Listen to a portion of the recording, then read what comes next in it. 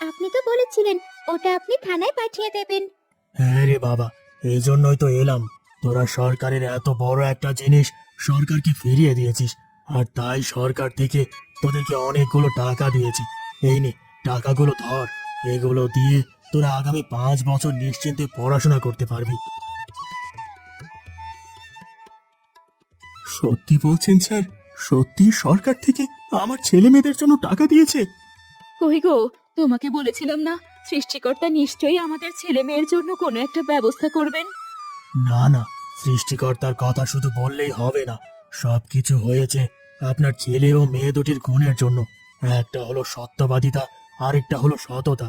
এই দুটো গুণের জন্যই আজকে তারা এত বড় পুরস্কার পেল। স্যার, আমার খুব আনন্দ হচ্ছে। এখন থেকে নিশ্চিন্তে পড়াশোনা করতে পারবো। আমাদের পড়াশোনা করতে আর কোনো সমস্যা হবে না। আপনাকে অনেক ধন্যবাদ স্যার।